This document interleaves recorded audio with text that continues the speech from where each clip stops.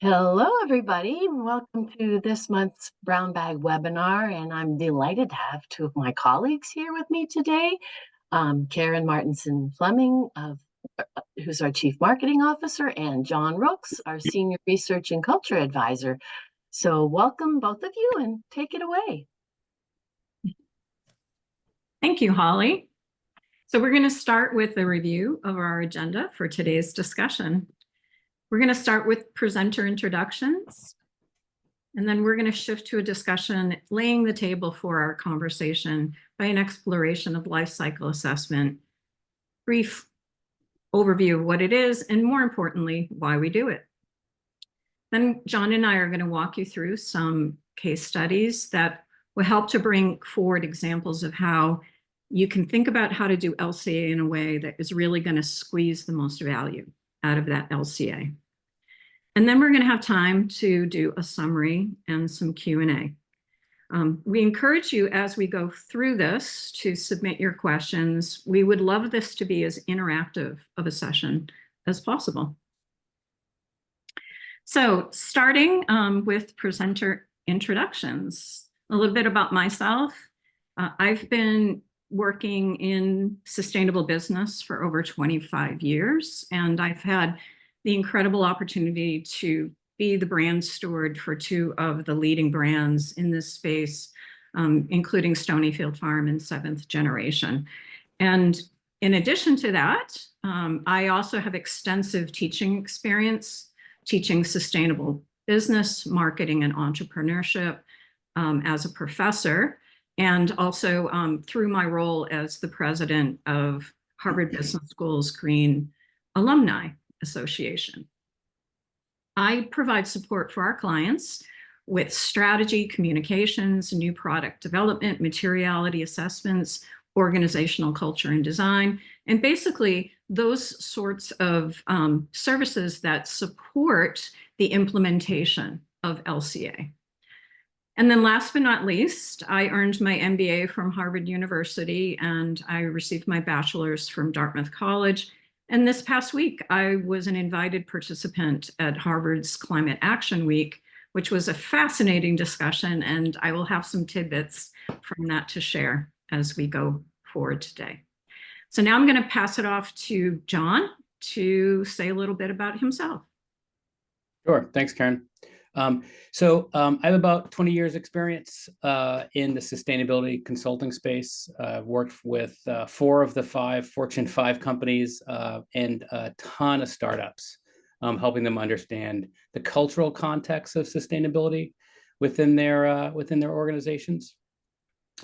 Academically, I'm jealous of Karen's Ivy League pedigree, but I did also go to college. I have a graduate degree in cultural theory, which is really a fancy way of saying why people do things in groups and how to get them to do better things in groups. I use a cultural lens to look at sustainability and LCA. Specifically, what I do is I do ethnographic research with consumers in the end use and the use phase for life cycle assessments. And I do a lot of stakeholder engagement with Earthshift Global as well. Mostly what I love doing is untangling hairy problems that have been created by human beliefs and human behaviors to help companies advance their sustainability. Thanks, John. So now let's set the table for the conversation today.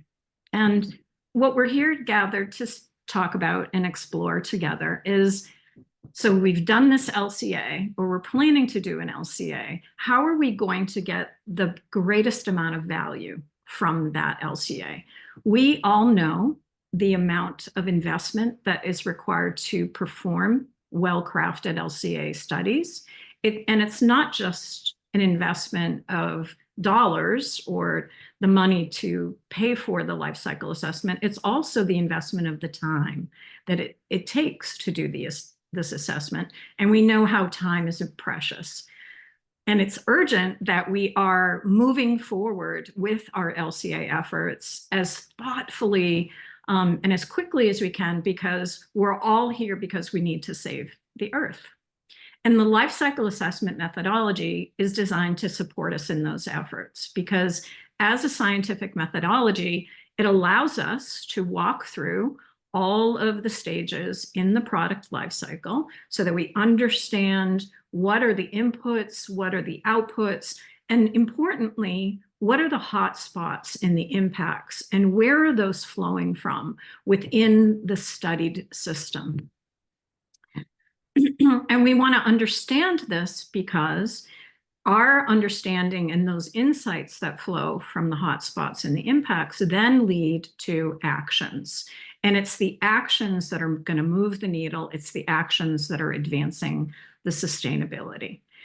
And so when we're doing LCA, it's really important that we think about crafting that LCA and approaching the LCA to do more than check a box, to do more than create a report. What we really want to do is look at how can we do LCA, and then how do we take the insights from the LCA such that we're going to be able to make better decisions, better, more impactful decisions and actions that are, again, help us move the needle, help us to advance sustainability. So John and I are now going to walk through several case studies of examples and share with you some of the insights that we have about how these organizations thought about how they did the LCA, and then also what they did with the insights that flowed from the LCA. And the first example is a mining company. This company is one of the largest mining and steel manufacturers in Australia. And they did a cradle to gate LCA because they're very aware of and concerned about how they're going to be able to benchmark their greenhouse gas emissions. And for many of us on this call who are knowledgeable about LCA and in particular knowledgeable about a mining company, we know that that industry, those extraction industries, the steel industries, are very, very energy intensive and therefore emissions intensive. And there's a lot of work that's being done to help to address that. And indeed, this first insight that flowed from the study that this company did was, yeah, we use a lot of fossil fuels, and we're using those fossil fuels both in the production, so, conversion of the iron ore and taking the oxides out of the iron ore, and also the production of the steel. And so they understood and now have benchmarked quantities of their emissions. They also understand that they're using fossil fuels for their materials handling. And so the leadership of the company, in looking at the life cycle results, realized that the technologies that are really going to be able to significantly reduce the amount of input energy that's required for their processing, those technologies are still in development a little longer term out. But they didn't not want to go forward and try to innovate based on the insights that they received from this LCA. And in particular, their leadership team really became much more engaged in this process, and the idea that they really did want to start making a difference with what they were doing and to become a leader in this area for other similar companies in the industry. And so their leadership challenged their team to, okay, if we can't right now work on reducing the amount of fossil fuels that we're using in our core production, what can we do in materials handling, for example? Because when they did their LCA, they calculated that they were using almost a billion gallons of fossil fuels to fuel their trucking machinery. And they realized that if they could switch to an alternative fuel, that this would help them to reduce their emissions. And so the leadership of the company brought together the teams and said, hey, this is what we want to do. How long is this going to take? And the teams said, no one's really done that yet. It's going to take 3 years. And the CEO said, you have 100 days. And then the team said, wait, nobody's done this before. We can't. And then the CEO says, you now have 99 days. Go figure this out. And so they engaged their employees, and they were able to develop a prototype within 94 days of trucking machinery operated with hydrogen instead of fossil fuels. So this is a really great example of how they leveraged the insights from their LCA to go take action, to have a bias for action, to create value out of that LCA by identifying an opportunity to innovate in their process. Karen, can I ask a quick question? Do you mind? Can I do that in these settings? Is that allowed? John, you can interrupt me anytime. Go for it. I'm curious about their decision to do that and how it impacted so we start thinking about if they had stopped looking just at their carbon footprint, how did those actions affect like either their general community or their customer base or their reputation, or were there other outfalls from the LCA that they might not have expected? That's a great question. And I'm so glad that you asked it, because one of the most important outcomes of the LCA that then led to this innovation related to hydrogen instead of fossil fuels for their equipment is that, because they had engaged the entire employee group in these solutions by sharing the LCA results internally and saying, this is where we are and here are the big challenges that we have. How do we engage people in this? And so this was the first outflow initiative from that. But importantly, what the CEO of the company shared was that because they took leadership in this area, what they are now experiencing is, compared to similar types of companies, they are getting 8 to 10 times more employment applications when they post a job position. And it's because these people want to come work for an organization that has demonstrated commitment to advancing their sustainability. Yeah, so it's the unintended consequence of an LCA. Yeah. Yeah, Cool. yeah, cool. All right, next one. Okay. Consumer products company. And here, this was a cradle to grave LCA for an organic yogurt product. And this was meant to be an initial benchmarking study. This was the first time that the company was doing an LCA. And so they really didn't have yet a sense of where are the potential hotspots and where should we be focusing in terms of how we're going to advance our sustainability initiatives. And so what flowed from this study were 2 key impacts. First is what they understood was that the choice of the plastic used in the yogurt cups was very impactful.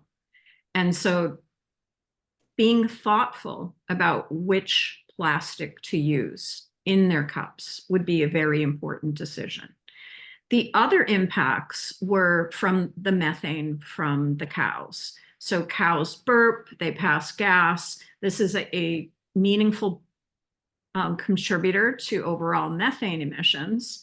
And so what was interesting about this study is that these key insights that flowed from this LCA study were things that the company had direct control over, such as the company has direct control over the choice of the plastic that they put in their cups. So they could easily make a decision to use a different type of plastic. By comparison, the company bought milk that it then turned into yogurt. So it didn't own dairy farms. It had no direct influence on the cows. And so many times when companies do an LCA and they look at the fact that the majority of the impacts are external to the company, that can lead that company to say, well, you know what? There's really nothing we can do about it because those impacts are external to us. This company decided that that wasn't the approach that they wanted to follow, because when they looked at the impacts, the biggest impacts are flowing from the methane from the cows and from their packaging. And so they wanted to take action in both areas. So one action was they shifted to number 5 plastic from number 2 plastic in their cups. Now, why was this important? Number 5 plastic, polypropylene, is a cleaner plastic, and it is able to provide more rigidity with using less material. So by using number 5 plastic instead of number 2 plastic, they were able to dramatically reduce the amount of plastic that was necessary in the production of the cups without any loss of functional performance. And also, number 5 plastic doesn't leach from the plastic into the food. So that was another benefit of that choice of plastic. However, the challenge was related to the recyclability. So at that time, number 5 plastic was not recyclable. Number 2 plastic was recyclable. And when this company introduced its new number 5 plastic cups, they received a lot of pushback from their consumers, who were very upset about the fact that they couldn't recycle these number 5 cups. And so that really highlighted the need for how you communicate changes that you make that are not intuitive. How you communicate those changes is really going to be critically important into whether or not that new initiative is going to be adopted. And in this instance, what ended up happening was there was so much consumer pushback that the company agreed to accept a take-back program. So they had their consumers mailing them back empty cups, sometimes clean, sometimes not. You can imagine what that was like. And the other thing the company did was they worked with another individual who was really interested in taking these cups and recycling them into useful products. So these cups that initially were taken back were then all of that material was shared with this new company that the yogurt company helped to get started. So that was a really interesting situation that the LCA yielded these insights. The company had the ability to take direct action and change its plastic, but there were some unintended consequences in terms of how the consumer response and what the company needed to do in terms of communicating and responding to those consumer concerns. So that was the plastic cup. That was within their control. What they also did that isn't in their control is starting to tackle the methane issue for the cows. And here, what was important was they realized that they could partner with other people who are in agriculture and are really thinking about this. And they were supporting the development and exploration of alternatives to cow feed, either additives or different types of cow feed that reduce the amount of gas that's created by the cows. So here again is an example of life cycle assessment conducted, yielding the insights, understanding the relative hotspots and where the company could start to take action to make a difference. This change to the plastic cup actually the rest of the industry followed this when this company led that. And then the cow feed is something that is ongoing. Next case study, consumer electronics company. And in this case, they wanted to do a cradle to grave LCA of a portable speaker. And the goal here was to understand the impact of their packaging. And the reason that they wanted to understand the impact of their packaging was because as a consumer products company with very visible packaging, because that's what their speaker came in, consumers were very aware of and interested in the type of packaging that the company was using. So in this instance, this company was being responsive to concerns that were raised about its packaging. Interestingly, the key insights of the study were that the packaging was less than 10% of the product impact. So when the company did the LCA and they looked at what the results had to indicate the relative impact categories and stages, packaging was just a very small percentage of it. So that's interesting and helpful to know, because in terms of prioritization, you want to focus more on the higher priority, big lever areas, of which here packaging was not one of them. Now, that said, they still had to be responsive because this is what consumers see. And so this also led to wanting to be very thoughtful about how you communicated about your packaging and crafted your packaging. But what also came through this study was the insight that they were using in their product metal components, and those metal components were driving very notable impacts. And so in terms of key actions, if they're really going to move the needle here, it's not so much the packaging, it's really exploring alternatives to these metal components. So whether that's a different way of processing them, or using plastic as an alternative, or using recycled alternatives, what this LCA, the insights from this really kicked off an exploration in terms of what other materials might we want to be using here. Okay. And now I'm going to hand it over to John, who's going to share a couple of case studies. Yeah, so I'll tell a couple of stories. Most of mine are really going to talk a lot about in the engagement side of this, the consumer side engagement, and the use phase and the end of use. The first one I want to talk about is the end of life research that we completed for, well, I'll name names. It was for Google. They have published this study, so there's no secret of who this is and what they learned. What they do is, Google has done a lot of LCAs, obviously. We were working specifically for their consumer products group. So they were actually manufacturing the Pixels and the Chromebooks, et cetera. So they had real products. It wasn't sort of the digital marketing side of the business, the search engine side.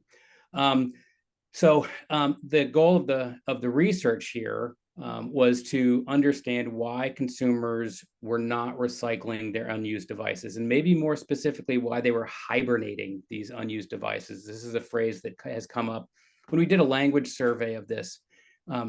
We realized that calling it e-waste was not effective. Consumers did not look at their unused products like e-waste because they had a perception that there was still value in those. So it wasn't waste. And so what they did instead was, like we all do, is they put their old iPhones and Pixels and laptops in a drawer or in a cabinet or in a box, along with the cords that we all have that don't work anymore. And they hibernated them. So that phrase, hibernating devices, came into being as we were going through this research. So the initial goal was to understand as consumers why they were hibernating unused devices. Karen, if you could hit the next button for me. And so what we learned, and this was done, so the way that we did this research was we did interviews with consumers over a web platform, and they were real ethnographic, sort of quasi-ethnographic research. We talked to consumers about the devices they had in their home. I can tell you, I conducted all of the interviews, and in every single interview, we discovered that they had more devices than they had disclosed in our intake form that they had forgotten about. But what we learned was we went into the research with a set of preconceived ideas around why they're not recycling it. And we thought it was, and maybe it's too expensive and it's not convenient enough. But what we understood was now we learned that there are 8 barriers to recycling these products or trading them in through a cellular network provider, something like that. But the inconvenience and the expense were not the barriers. The other barriers that we found out about during the research were things like nostalgia, right? I love the form function of the original iPad or iPhone, so that I hang on to it. Or we found a lot of Razor phones still out there that people really loved, or they couldn't get data off of it. They didn't know how to get data off of it. Or in worst case scenario, they thought there might be pictures on the device, and so they held on to it. We found people who had old answering machines that had voicemails that they didn't want to lose from loved ones who had passed or from kids who had grown up, and they had these fun little moments. So there was a big nostalgia play that goes into hibernating devices that we really decided we needed to solve for those problems almost before we could solve the last mile, which is the convenience side. So next here, Karen, thank you. The way that this ended up, once we learned about these 8 barriers, understood them, we knew that we needed to design some interventions to get the devices back. During their LCAs, Google had learned that from a resource perspective, one of the metals that's used in these devices is palladium. And what they learned was that the largest palladium mine in the world today is trapped in these hibernating devices. So there's more palladium in the devices now that are still in the ground. So it became a resource issue for them to design with circularity in mind.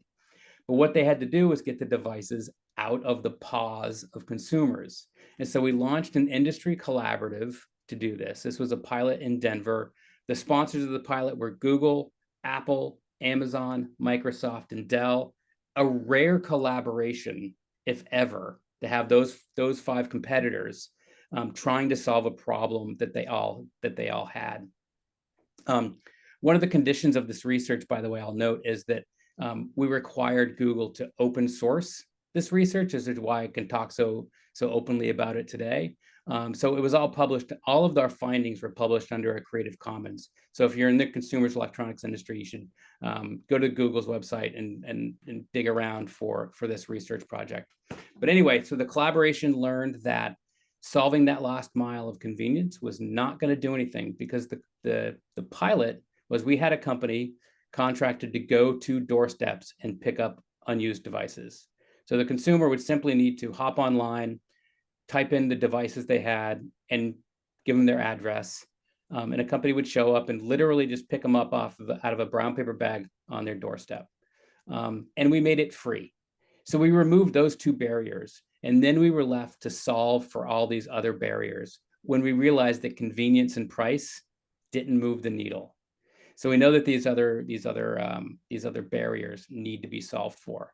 But just from their LCA of realizing that they needed more recycled material, that trickled into a resource story, a manufacturing story that was innovation. How do they design with circularity in mind? And even a distribution story when they start thinking about trade-in programs with cellular networks and how those are broken also.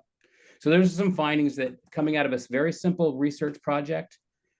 We know that from an LCA perspective, use data and end of life data is maybe lousy, maybe the use phase data is more lousy. So doing these kinds of research projects allows us to get more reliable data. And that's exactly what happened for Google here, was this research project into end of life is impacting a lot of the other pieces within an LCA. Let's look at another case study here. All right, so this is one that's related to corporate culture, but it really started coming out of product manufacturing, doing LCA, wondering about a specific product. This company, again, I'll name names. This product is Interface Carpet, as many of you are familiar with. This was probably 2013, 14. They had set a goal to have no negative environmental impact, as they said it back then, by 2020. As we got closer to 2020, they started asking the question, did we mean January 2020 or December 2020? Because they weren't quite sure if they were going to make that or not. They also realized that they were not going to be able to invest and spend their way to a carbon neutral company.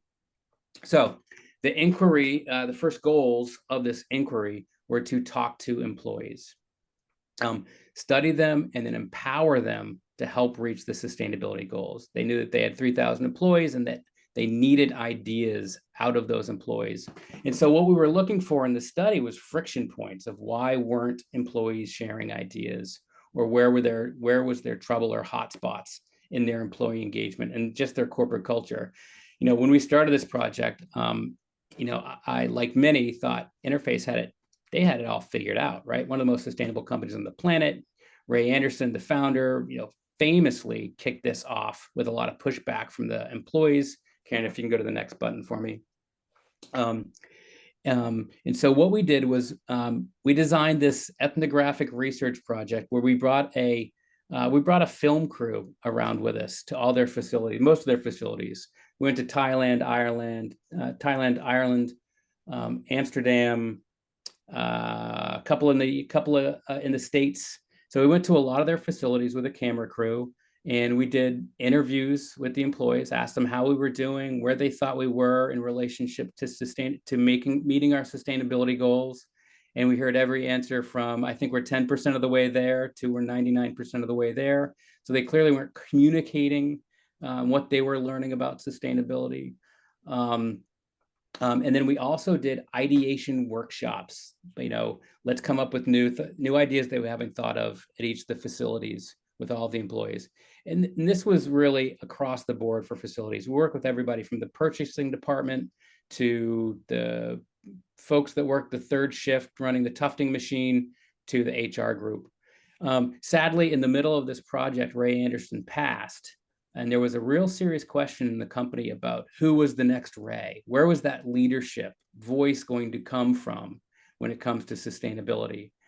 And we edited together a quick little film having all the employees talking about how sustainability has impacted them and vice versa. And our argument was, you have 3,000 Ray Andersons running around your company already, and they're all just bags of ideas. And so we need to listen to those ideas. So the results of this was a global employee engagement program that started removing some of those barriers to sharing information. One of those barriers was they had set up kind of a competition culture. They had some competitions about who could have the lowest water footprint in the month of August, who could have the lowest carbon footprint, who could come up with the most ideas, things like that. But that competition culture actually stifled some of the sharing, not intentionally, but it had that effect of doing that. And so based on Interface's early guidance and engagement with LCA and developing of EPDs for their product, they realized quickly that they had to focus on their corporate culture and their employees to get new ideas. I think after the first 3 months of this project, it was almost a 2-year project. We'd already collected about 1,000 ideas from employees that wouldn't have bubbled to the surface had they not taken this approach to corporate engagement. And what they realized very quickly was they needed to take back carpet if they wanted to make more carpet, and they needed to build that infrastructure to do that. And that affected their distribution the distribution part of their LCA, as well as resources. And it touched every single part of the LCA just by engaging corporate culture.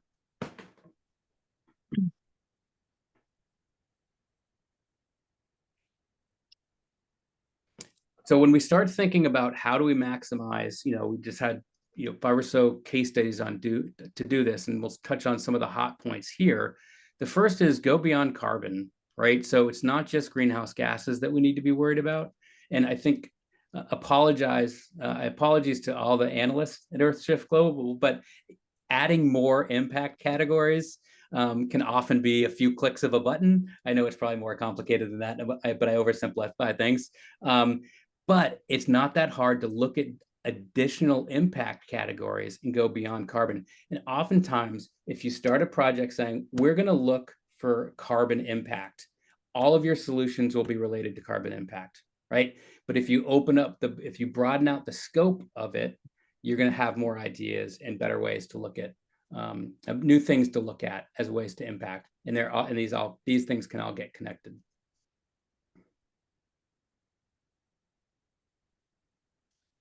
The other is sort of start to look at where you start and stop your research. You know, the end and the use and end of life phases can often provide.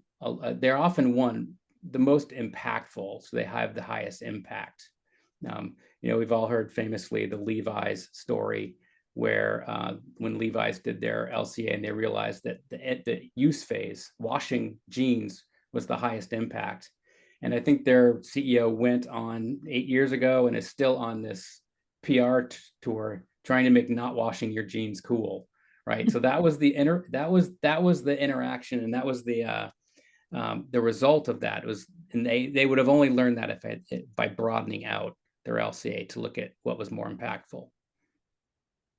John, I think this is such a valuable area of exploration, because we consistently see in the LCA work that we do that use and end of life stages are very much more impactful than a lot of the companies initially believe they will be when they embark on the LCA. Yeah. And you know what these phases really capture are your customers and how your customers or consumers use and think about the products. And there's an untapped resource, you know, just as you discovered the research that you did for Google and those other organizations, bringing those insights forward were incredibly important, because to change customer behavior is not easy. Right. To do. Right.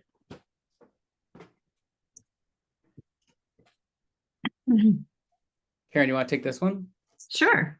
So another important consideration is ensuring that you have the alignment between your study goals and your key decisions that study is designed to support. So when you're designing your study, you really want to take the time up front to be really clear about what is the role of this life cycle assessment in the decision-making process that you are pursuing.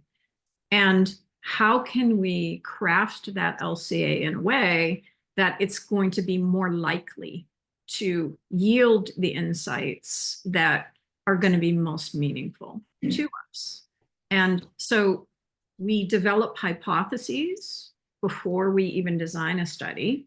And we're engaging, and this is important, is a lot of times LCA studies are created within an LCA analytical team or within a small functional subsection of an organization.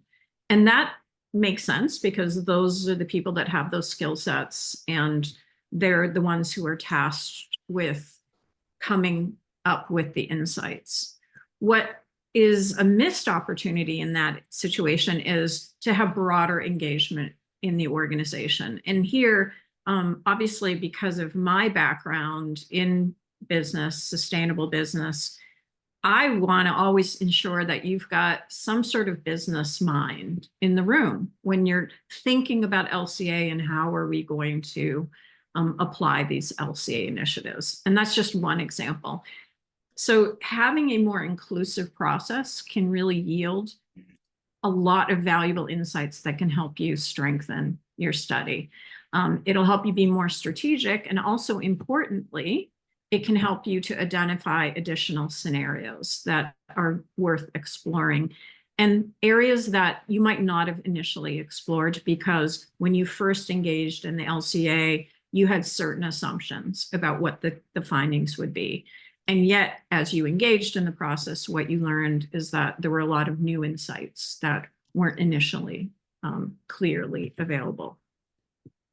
So, John, I have a question for you related to this, and that is, where in the process do we start to see these types of insights?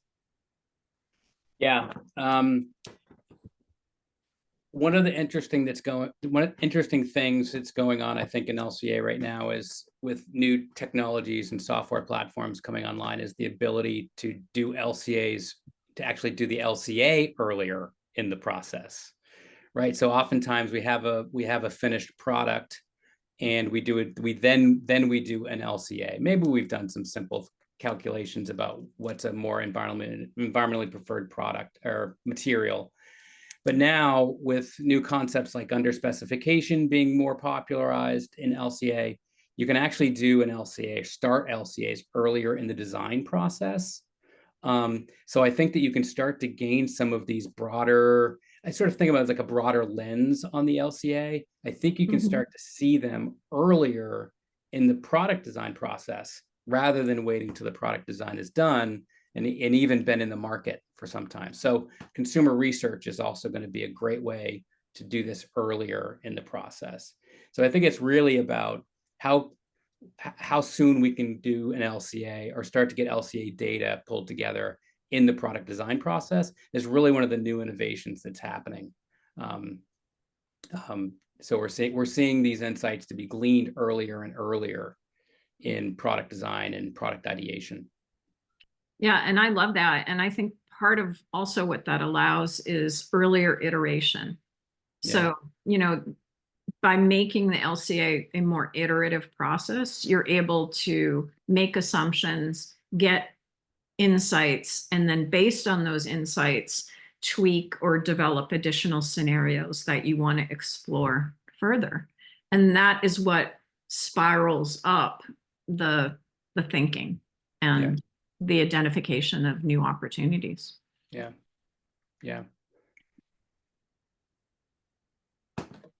So this last one is about mapping the potential actions based on the hotspots. And what we've seen throughout these case studies is that where we think the hotspot might be, or even where the hottest spot is, that might not be where you focus, right? So you may not have the technology ready to solve the hotspot or to mitigate the hotspot, but that doesn't mean you stop there, right? So oftentimes we think about this as, if a company had stopped looking when they found the problem, they never would have identified these other problems. So this is very much about broadening your lens on the sustainability, on the LCA, and trying to understand how these things are interconnected and how one decision trickles down to impact your resources used in product materials. And I think the product design and innovation in general is one of the greatest maximizers of ROI from LCA. We learned about the yogurt company that never would have innovated the packaging and the cup that the yogurt was coming in had they just said, well, we're going to use the most recyclable plastic we can.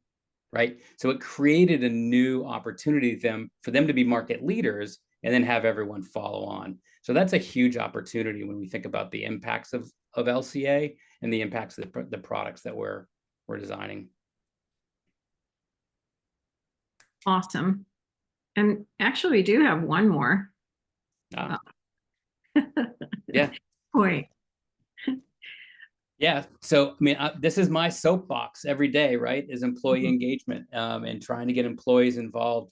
We're starting to see LCA results shared more broadly with employees, whether it's, real-time dashboards in a break room. That was something we pioneered with Interface a long time ago to show what the impact of, their specific facility is, whether it's water impact or carbon or commuting hours, right? There are lots of different cute ways to get there. But that employee engagement piece is a really, really important time, as Karen talked about with the mining company. The employee engagement turned into a more attractive place to work. And so that's another ROI multiplier that we shouldn't lose sight of. So when appropriate, depending on what type of LCA you do, share those results and specifically use them internally to fire up the employee base. Yeah, that's the key. There's just example after example that the more you can engage your employees in understanding the situation and sharing the information and encouraging them to participate in the innovations, the more you're going to unlock all of that potential in the organization. Yeah. So we've got a couple of questions here coming in. First question is, what's our reaction when a client says that their scope 3 calculations, category 11, already cover the use phase and therefore they're not considering LCAs? Okay, so I'd want to learn a little bit more about the situation. Based on what is shared here, I'm thinking that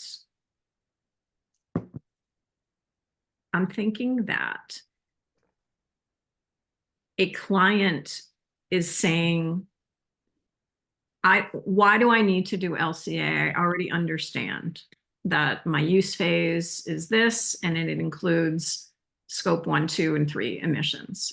I'm assuming they're also including scope 1 and scope 2. Yeah. So, my response to that would be, you are missing out on the other insights that will come from performing an LCA. And we specifically discussed in this webinar that there's incredible value of going beyond greenhouse gas impacts and only looking at your emissions, because emissions are important. We are all engaged in a race to decarbonize our world. That said, those aren't the only critical issues that are facing us as a global society. We have looming and present water shortages, for example. We have issues with eutrophication and the quality of water. And so expanding your LCA to look beyond just the greenhouse gases is going to give you additional insights that are going to be incredibly important to crafting new approaches to advance sustainability beyond improving your emissions. So yeah, I think that's what I'm thinking about that. I think that's right. And I would add to that you can say that you know what the use phase impact is, but you don't know how to change it until you have conversations with the people who are using it in that phase, right? So you can understand what the impact is. Let's go back to Levi's real quick. They understood that people were, that their highest impact was in the use phase when people washing jeans. But it wasn't until they did some research and realized, oh, our next communication job is to make not washing your jeans cool, right? Like they had to learn what the intervention was. And so unless you're willing to go that deep with your LCA and really get that real, behavior behavior model figured out, you're not going to be able to create the interventions that are going to change the behavior. Yeah. And then as we're sitting here, I'm thinking of another consumer electronics company that I'm familiar with that has done LCA. And what they learned was that their greatest impacts were in the use phase, and they related to the amount of idle energy that the products used. So if you only stop at that step of, yes, we understand that the majority of our impacts, and we've got scope 1, 2, 3 impacts in the use phase. Yep, understand that. What are you going to do to improve that? And so that would be an example of, this is valuable information that we've now learned. What are we going to do about it? What initiatives, what actions, how are we going to translate the hotspots and the impacts into actions. And that could then flow to product redesign or a number of different solutions to address that. Yeah. Yeah. We got Um, one other question here, which is about the team who's performing the LCA. And mhm, if there is, if we begin to start thinking about LCAs with this broader lens, are there other people that should be on the team in addition to analysts and the sustainability team within corporations? I think it's a great question, and I think that the answer is yes, there should be a broader perspective on the team. Like, so maybe it's somebody on the marketing side if you're dealing with use phase. It could also be someone on the product innovation side who's not on the LCA team, but they are invited to sit in on presentations that are given by the analysts who have done the LCA, because they're mhm, going to just come at it. They're going to come at these things from a different angle, and that's kind of the game here. It's how many angles can you come at this information from and create impact. You can't chase down every rabbit, but mhm. find the ones that are going to have the most impact for you in an innovative way and chase those down. So I think broadening out the team from someone from strategy, someone from product innovation design, and then someone from marketing to at least experience the results of the LCA. Mhm. I think that would be a really good start, and people will start to see things that we maybe don't see as practitioners. I agree with that wholeheartedly. Um, I mean, given my marketing background, of course, I'm going to particularly advocate to have someone from your strategy and marketing Yeah, team in the room, and sooner rather than later, because you're going to have, by exposing them, sharing them with the process as well as the insights, it's going to allow them to start to consider how to reflect that. What are the potential solutions? yeah, For example, is there new product innovation that we should be considering that we hadn't been considering before? yeah. So I love that idea of If getting them yeah, in the room. if I'm on the marketing team and I learn about an LCA that was completed and we realize that its use phase is a large impact, that is just nothing but opportunity Yeah. from a marketing perspective to go out there and engage my consumers in solving a problem together. I mean, Yeah, and that's where when we engage consumers or customers in yeah, those discussions, that also leads to new business model right. Yeah, development. exactly. Yeah, So that that being able to have those broader and also more in-depth conversations is again going to be what's going to unlock more value from the LCA work. yep. So I think this is related, but I have one more question about what are the simple ways to unlock or get started looking for additional value from your LCAs? So I think we would say employee engagement is a big Yep. part of that. Yeah. Um, any other Yeah, I thoughts? think that the three big ones are, um, look into starting your LCA sooner in the design process, right? With some of the new tools that are out and coming out. Mhm. And I would say engage other strategic thinkers in your organization in the LCA process to have different perspectives, and they'll we can't see the back of our own head. So if all we do is sit down in the sustainability teams and do LCAs, right? We some different perspectives would be interesting, and then the employee engagement side is huge. These are sort of the softer sides of LCA, I guess. Yeah, yeah. Okay, I think that's all for Yeah. questions. So I would just love to encourage anyone who would like to reach out to us. You have our contact email, and we welcome any additional questions, comments, feedback, and we hope to hear from you. Okay, well, thank you both, Karen and John, for an interesting webinar, and then we'll see you all next time, next month. Bye-bye now. Thank Thanks, you. everybody.